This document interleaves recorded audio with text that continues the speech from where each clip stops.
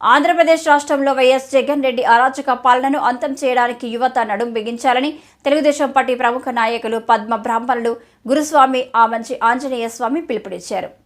మంగళవారం అనకాపల్లి నియోజకవర్గం కాశీంకోట మండలం తాళ్లపాలెం గ్రామంలో ఎన్డీఏ కూటమి ఆత్మీయ సమావేశంలో జనసేన పార్టీ అభ్యర్థి కొడతాల రామకృష్ణ ముఖ్య అతిథిగా హాజరైన సభలో ఆమంచి ఆంజనేయ స్వామి మాట్లాడారు.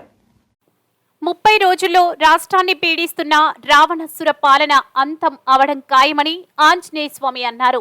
రాష్ట్రం తగలబడుతుంటే సైకో జగన్ రెడ్డి తాడేపల్లి ప్యాలెస్ లో కూర్చొని ఫిడెల్ వాయిస్తున్నాడని ఆరోపించారు. ప్రస్తుతం రాష్ట్రం మొత్తంను తాకట్టు పెట్టడం జరిగిందని, ఇక మిగిలింది ప్రజలు, తాడేపల్లి ప్యాలెస్ మాత్రమే మిగిలిపోయాయని ఆంజనేయ స్వామి అన్నారు.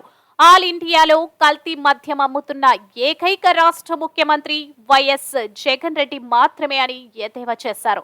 తెలుగుదేశం పార్టీ నియోజకవర్గం ఇన్ఛార్జ్ పీలా గోవింద సత్యనారాయణ, బీజేపీ నియోజకవర్గం ఇన్ఛార్జ్ ద్వారంపూడి పరమేశ్వరరావు, అనకాపల్లి పద్మశాలి సంఘం అధ్యక్షులు పంపాన సత్యనారాయణ, ప్రధాన కార్యదర్శి దొడ్డి ఈశ్వరరావు తదితరులు పాల్గొన్నారు.